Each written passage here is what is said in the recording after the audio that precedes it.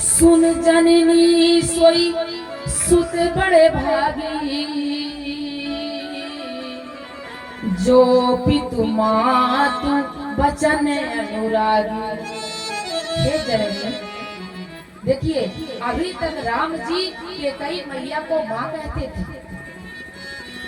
जब भी कभी राम जी ने कहा है तो माँ कहा, लेकिन आज राम जी जननी कह रहे हैं। अब जननी का क्या तात्पर्य होता है? जननी का तात्पर्य होता है जो जन्म है। तो राम जी को जन्म किसने दिया है? किसने दिया है? क्यों मैया बोला करो, थोड़ी पूछ रहे हैं। कौशल्या मैया ने जन्म दिया। कई मैया को जननी क्यों कह रहे हैं? कभी सोचा है? इसलिए कह रहे हैं कि जननी उसे कहा जाता है, सिर्फ जन्म देने से ही जननी नहीं होती, जो अपने पुत्र के लिए अपने मान बड़ाई की भी परवाह ना करे, सिर्फ अपने पुत्र का पुरुषार्थ देखे, उसी को कहा जाता है जननी। जो जिसे सिर्फ अपने पुत्र का हित दिखाई दे, उसी को कहा जाता है जननी। जिसमें हमारे संतान की कीर्ति बढ़े, पुरुषार्थ बढ़े, योग्यता बढ़े, उसमें जब तक हम सहायता नहीं करेंगे, हम जननी कहने के अधिकारी नहीं। यहाँ पर मानो राम जी ने संकेत दिया है, इसलिए कहते हैं कि सुन जननी सोई सुत बड़े भागी। हे जननी, वह पुत्र को बार बार धन्यवाद है, जो पितु मातु बचन अनुरागी, जो अपने माता पिता के वचनों पर प्रेम करता है, ऐसे पुत्र को धन्य। कहते हैं महाराज कि चरणों में प्रणाम कर लेना आसान है, चरण दबा लेना आसान है, पर माता पिता के वचनों का अनुगामी होना बड़ा कठिन है। हमने किसी से पूछा कि क्यों भैया माता पिता की सेवा करते हो? उसने कहा कि देवी जी सेवा करने का टाइम तो नहीं है, पर जब ऑफिस जाते हैं तो माता पिता को प्रणाम जरूर कर लेते हैं। हमने कहा कि और माता पिता जो कहते हैं तो क्या वो भी कर लेते हो? उसने कहा देवी जी क्या बताएं, टाइम ही नहीं। इसीलिए राम जी ने यहाँ कहा है कि जो पितु मातु वचन अनुरागी। पुत्र धर्म कब पूरा होता है? जब माता पिता के वचन पालन किए जाए। माता पिता की आज्ञा पालन जो पुत्र और पुत्री करते हैं, वही सच्चे पुत्र और पुत्री है, वही सच्ची संतान है। ऐसा नहीं कि पिताजी कहते हैं बेटा इधर जाना, बढ़ावना बाबा में कथा हो रही है, यहाँ वहाँ मत घूमना, सीधे जाकर के कथा सुनना, पर बेटा जाकर के वहाँ पीने खाने को जुगाड़। ऐसे संतान को धिक्कार है। राम जी कह रहे हैं वही संतान धन है जो माता पिता के चरणों से दादा वचनों में प्रेम करते हैं, और वही सच्ची सेवा है। हम चरण खूब दबाएं और बात एक भी ना माने तो कितने अच्छे लगेंगे। जो बात नहीं मानता है उसके प्रति प्रेम नहीं हुआ करता है। तो अपने से बड़ों पर बात मानो, आज्ञा मानो। यहाँ पर राम जी ने बताया है कि उस पुत्र को बार बार धन्यवाद है जो माता पिता के वचनों से प्रेम करता है। कहती हैं आज राम जी बार बार धन्यवाद दे रहे हैं। क्या कहते हैं? माता आपको बार बार धन्य, आपने तो मेरे लिए वो काम किया है जो मेरी कौशल्या मैया भी नहीं कर सकती थी। कहने लगे कि मुनिगण मिलन विषय बन सबहि भांति हित मोर, तेहि महे पितुआयस बहुरी सम्मत जननी तोर। हे जननी, बार बार जननी कह रहे हैं, तुमने मेरे लिए कितना सुंदर सोचा है। मैं वनवास जाऊंगा तो वहाँ बड़े बड़े ऋषि मुनियों संतों से मिलूंगा, भक्तों से मिलूंगा। संत के दर्शन अति दुर्लभ से मिलते हैं। और मैंने सुना है कि जंगल में ऋषि मुनि लोग रहते हैं और बढ़िया प्राकृतिक हवा रहती है, पशु पक्षी रहते हैं। और सच में जो वन होता है बड़ा सुंदर होता है, सुकून होता है वन में। तो माँ आपने मेरे लिए बिल्कुल अच्छा सोचा। इसमें मेरा सब प्रकार से कल्याण है, एक प्रकार से नहीं, हर तरह से कल्याण ही कल्याण है। और उससे भी बड़ी खुशी की बात है कि मेरा छोटा भाई जो भरत है वो राजा बन जाएगा। मैं भी चाहता था माँ कि मेरा भाई भरत राजा बने, क्योंकि मेरा भरत धीर वीर और गंभीर है। एक राजा को जैसे होना चाहिए वो सारे गुण मेरे भरत में। और मैं तो अपने आप को सौभाग्यशाली समझूंगा कि मेरा भाई मेरे सामने राजगद्दी पर बैठे राज करे। मेरा तो सपना है मेरा भरत राजा बने। माँ तुमने मेरे सारे सपने पूर्ण कर दिए, सारे अरमान पूरा कर दिए। हे जननी, आज से तुम मेरी माँ नहीं, आज से तुम मेरी जननी। बताओ, ये है मेरे राम जी का स्वभाव, ये है मर्यादा पुरुषोत्तम राम की गाथा, ये है प्रेम सौहार्द भ्रातृ स्नेह, मात्र पितृ के चरणों के प्रति भक्ति की पराकाष्ठा है राम। इसीलिए तो कहा जाता है कि मेरे राम जैसी दुनिया में कोई हो ही नहीं सकता। इसीलिए तो हम सब कई बार राम जी की कथा सुनते हैं पर मन नहीं भरता। क्यों क्यों मन नहीं भरता?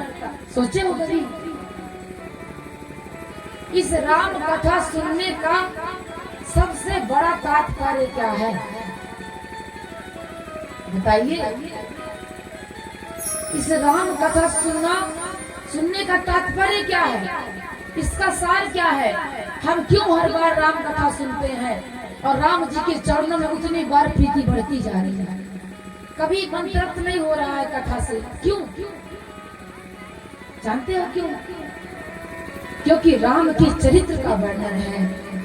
पुरुष दोनों है, स्त्री पुरुष पर्याप्त मात्रा में, बहुत जनसंख्या है, पर पूजनी वही है जिसमें चरित्र है। कहते हैं कि money is lost, nothing is lost. रुपया गया तो कुछ नहीं गया। Wealth is lost, something is lost. स्वास्थ्य अगर गया तो कुछ नष्ट हो गया। But character is lost, everything is lost. अगर चरित्र चला गया तो हमारा सर्वस्व चला गया। तो पूजा चरित्र की है प्यारे, ना कि किसी पुस्तक की है, ना किसी इंसान की है, ना किसी स्त्री और पुरुष की है। राम जी की कथा में चरित्र की पूजा है। तो मैं सबसे निवेदन करना चाहती हूँ कि अपने कैरेक्टर को सुधारा जाए, अपने चरित्र पर काम किया जाए। क्योंकि धन संपत्ति चली गई तो फिर आ सकती है, पर अगर चरित्र चला गया तो दोबारा नहीं लौट के आ सकता। हमको जो मनुष्य की योनि मिली है ना, तो मानो कि हम सबने श्वेत रंग धारण किए हैं, श्वेत वस्त्र धारण किए हैं, सफेद कपड़ा पहन के आए हैं। ये मनुष्य की योनि ठीक वैसे है जैसे सफेद कपड़ा पहनता है। और जो सफेद कपड़ा पहनता है तो कहीं भी जाता तो बड़ा संभल के बैठता है महाराज, कि कहीं कोई दाग न लग जाए, क्योंकि सफेद रंग में दाग लगने का खतरा सबसे ज्यादा रहता है। तो मनुष्य की योनि में दाग लगने का खतरा बहुत है भाई। आप बिल्कुल चिंता मत करो, मैं तुरंत अभी इसी वक्त बन जाऊंगा। बिल्कुल आप चिंता मत करो। आपने कहा था ना कि सुबह होते राम बन जाएगा, तो आप बिल्कुल चिंता मत करो। तुम्हारा यह बेटा राम अभी तुरंत इसी वक्त जा रहा है बन। तुम प्रसन्न हो जाओ और पिताजी को कहो कि उनका वचन पूरा हुआ, उनका वचन नहीं टूटने दूंगा, उनके वचन की मर्यादा भंग नहीं होने पाएगी। मैं अभी जा रहा हूँ, मैं अभी जाकर के माता कौशल्या से आज्ञा लेके आता हूँ। और राम जी पहुंच गए कौशल्या माता के पास भागते हुए। कौशल्या माँ ने देखा कि सूर्य चढ़ने लगा और राम अभी तुम तैयार नहीं हुए। अरे तुम्हारे पिताजी आज तुमको युवराज पद देने जा रहे हैं, तुम राजा बनने वाले हो और तुम तैयार तक नहीं हुए हो। सभा में तुमको किसी भी समय बुलाया जाएगा। बेचारी कौशल्या मैया कुछ नहीं जान रहे हैं अभी कि सारा खेल ही पलट पड़े।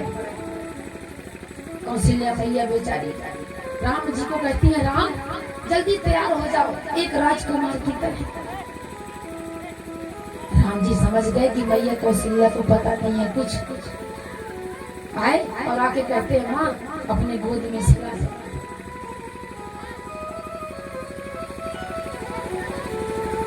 क्योंकि मानो प्रभु कह रहे हैं कि ना जाने तुम्हारी गोद अब कब नसीब होगी।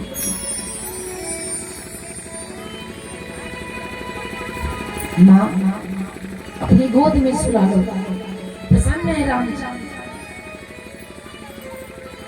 कहती है माँ कौशल्या, राम कैसी बात करते हो, ये भी कोई पूछने की बात है। आओ आओ तुम्हारा सर दबा सहलाने लगी मैया। बोलो बेटा क्या कहना चाहते हो। राम कहते हैं, माँ एक बात बताओगी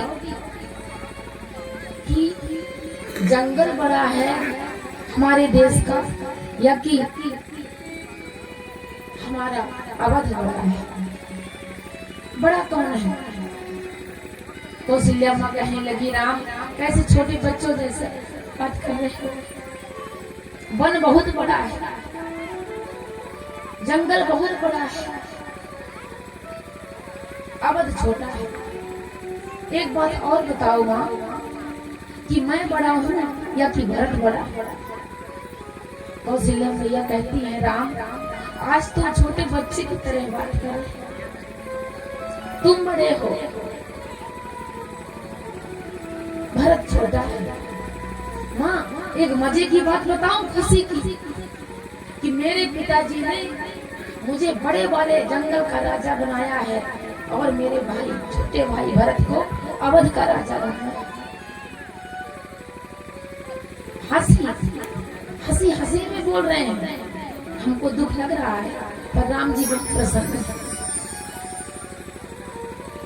कहते हैं, माँ आज मेरे जीवन का सबसे सुंदर समय है। माता कौशल्या ने सोचा एक ऐसी बात कर रहा है, जंगल का राजा बनाया तुमको। अरे राम तुम आज राजा बनने वाले हो अयोध्या के। नहीं माँ, अब मैं राजा अयोध्या का नहीं बनूंगा, मेरा भाई भरत अयोध्या का राजा बनेगा। मैं तो पूरे भारतवर्ष के वन का राजा बनूंगा। विशाल वन है, मेरे पिताजी सब जानते हैं कि बड़े बेटे को बड़े स्थान का राजा बनाना चाहिए। माता कौशल्या अब भी नहीं समझ रही है। कहने लगे, पुत्र तुम साफ साफ बताओ कहना क्या चाहते हो। राम जी ने कहा कि मैया कैकेयी ने भरत जी को, मेरे छोटे भाई भरत को राजा बनाने की मांग की है और मेरे लिए 14 वर्ष का वनवास मांगा है। मैं जा रहा हूँ वन, वहाँ जाऊंगा ना, सुंदर सुंदर वन प्रदेश देखूंगा, हरियाली देखूंगा, शांति मिलेगी, ऋषि मुनियों का सत्संग करूंगा। माँ मेरा तो जीवन ही धन्य हो जाएगा। कौशल्या मैया का हृदय फटने लगा। कहते हैं, राम तुम कैसे भाभी जैसी बात कर रहे हो, ऐसा कभी नहीं हो सकता। मुझे तो अभी तक पता यही था कि आज तुम राजा बनने जा रहे हो। देखो मैंने तुम्हारे लिए सुंदर सुंदर मिष्ठान तैयार किया है, जल्दी से खा लो। राम जी खाने लगे। माँ तुम कहती हो तो जरूर खाऊंगा, आज तुम मुझे अपने हाथ से खिला दो। कौशल्या मैया सुंदर सुंदर भोजन खिला रही है। राम ऐसा कभी नहीं हो सकता, मैं ऐसा होने नहीं दूंगी। क्योंकि कहते हैं एक संतान पर पिता से ज्यादा अधिकार माँ का होता है। अगर तुम्हारे पिता ने तुम्हारे लिए कुछ इस प्रकार कहा है तो मैं तुम्हारी माँ हूँ और मैं कहती हूँ कि तुम बिल्कुल भी बन मत जाओ। पर हाँ बेटा, अगर तुम्हारी माता कैकेयी ने कहा हो तब तुम जरूर जाओ। देखिए धन्य कौशल्या मैया का चरित्र। हम और आप होते तो अपने पुत्र के लिए लड़ जाते कि तुम सौत हो इसलिए मेरे पुत्र के लिए ऐसा सोच रही हो। पर मेरी कौशल्या मैया कहती है कि अगर तुम्हारी माँ कैकेयी ने कहा हो बन जाने के लिए पुत्र तो जरूर चले जाना। बताओ कितना हिम्मत चाहिए ये कहने के लिए एक माँ को कि उसका पुत्र 14 वर्ष के लिए वनवास चला जाए। साधारण जगत में जब बेटे परदेश जाते हैं कमाने के लिए उनकी मैया लोग कितना रोती है। साल 2 साल में जबकि वो आ जाते हैं तो जिस माँ का बेटा 14 वर्ष के लिए वनवास जा रहा है वो भी एक तपस्वी के वेश में, कुछ लेके नहीं जा रहा। वन में कोई सुख सुविधा संपत्ति नहीं है।